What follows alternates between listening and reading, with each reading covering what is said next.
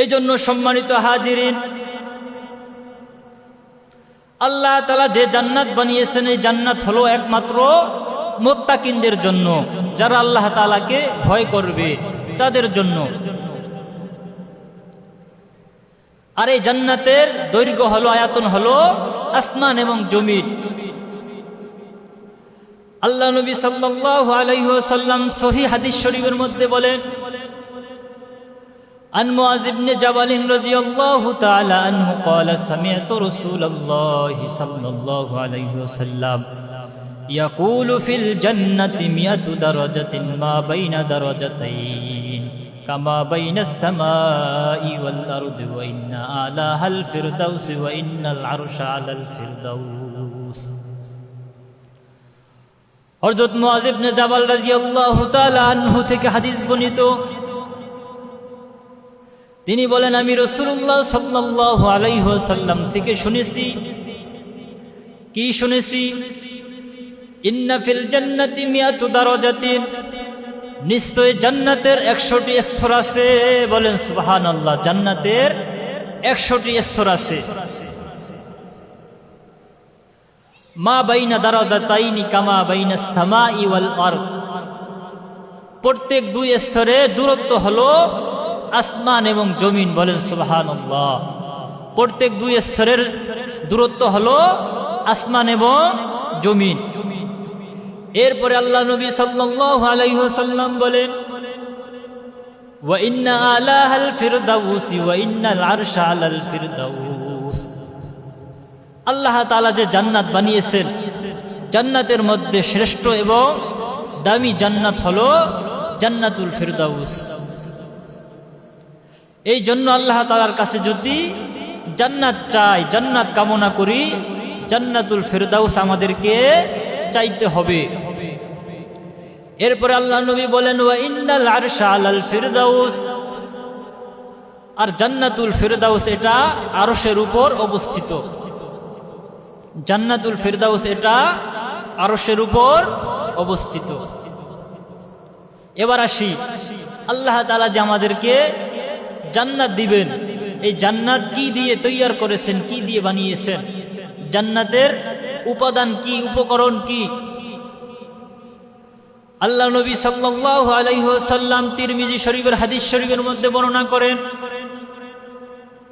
আন আবি হুরায়রা রাদিয়াল্লাহু তাআলা আনহু قال قال قل يا رسول الله الجنة ما بناؤها قال لبنة من فضة ولبنة من ذهب وملاتها المسك الأصفر وأصباؤها اللؤلؤ والياقوت। হযরত আবু হুরায়রা রাদিয়াল্লাহু তাআলা আনহুর থেকে হাদিস বর্ণিত, তিনি বলেন, আমরা রাসূলুল্লাহ সাল্লাল্লাহু আলাইহি ওয়াসাল্লামের কাছে জিজ্ঞাসা করলাম, ইয়া রাসূলুল্লাহ, ইয়া হাবিবাল্লাহ, আল জান্নাতু মা বিনাউহা, জান্নাত কি দ্বারা তৈয়ার করা হয়েছে? ক্বালা লাবিনাতুন মিন ফিদ্দাতিন ওয়া লাবিনাতুন মিন যাহাবিন। আল্লাহ নবী সাল্লাল্লাহু আলাইহি ওয়াসাল্লাম বলেন, জান্নাতের এক একটা ইট হবে স্বর্ণ, জান্নাতের এক একটা ইট হবে রূপার। বলেন, জান্নাতের এক একটা ইট হবে স্বর্ণের এবং এক একটা ইট হবে রূপার। এরপরে আল্লাহ নবী বলেন, অমিলাতুহাল মিসকুল আসফার। আল্লাহ নবী সাল্লাল্লাহু আলাইহি ওয়াসাল্লাম বলেন, জান্নাতের সিমেন্ট হবে মেশকো আম্বর। বলেন সুবহানাল্লাহ, জান্নাতের সিমেন্ট হবে মেশকো আম্বরের। ওয়া হাসবুহাল লুলু ওয়াল ইয়াকুত।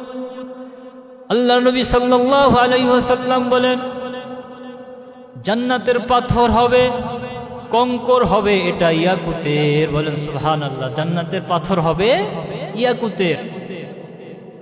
এরপর আল্লাহ নবী বলেন, ওয়াতারবুহাজ জাফরান। আমরা দুনিয়ার বুকে বিল্ডিং তৈয়ার করলে সিমেন্টের সাথে আর বালুর সাথে পানি ব্যবহার করি। আল্লাহ নবী সাল্লাল্লাহু আলাইহি ওয়াসাল্লাম বলেন, ও আমার উম্মতেরা, শোনো শোনো, আল্লাহ তাআলা জান্নাতের মধ্যে পানি ব্যবহার করেন নাই, আল্লাহ তাআলা জান্নাতের মধ্যে পানির পরিবর্তে জাফরান ব্যবহার করেছেন। বলেন সুবহানাল্লাহ।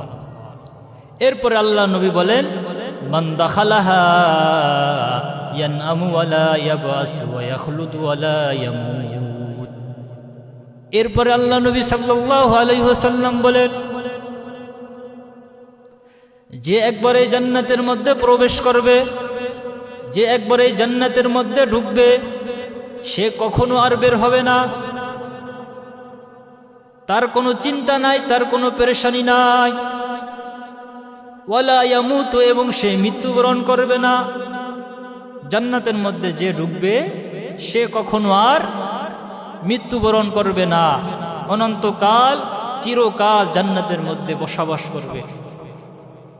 এরপর আল্লাহ নবী বলেন, ওয়ালা তাবলা সিয়াবাহুম, জান্নাতের মধ্যে মানুষের কাপড় নষ্ট হবে না। সবাই নতুন কাপড় পরে জান্নাতের মধ্যে প্রবেশ করবে, কারো কাপড় নষ্ট হবে না। আল্লাহ নবী সাল্লাল্লাহু আলাইহি ওয়াসাল্লাম বলেন, প্রত্যেক ব্যক্তি নতুন কাপড় পরিধান করে জান্নাতের মধ্যে প্রবেশ করবে। ওয়ালা ইয়াফনা শাবাবাহুম, এরপর আল্লাহ নবী সাল্লাল্লাহু আলাইহি ওয়াসাল্লাম বলেন, জান্নাতের মধ্যে কখনো যৌবন শেষ হবে না।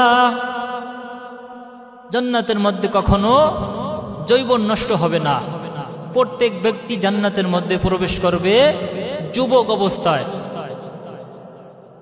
কিতাবের মধ্যে আসছে সকলের বয়স থাকবে হযরত ঈসা আলাইহিস সালাতু ওয়াস সালামের মতো 33 বছর। বলেন সুবহানাল্লাহ। সকলের বয়স থাকবে 33 বছর। সকলের সৌন্দর্য থাকবে হযরত ঈসা আলাইহিস সালাতু ওয়াস সালামের মতো।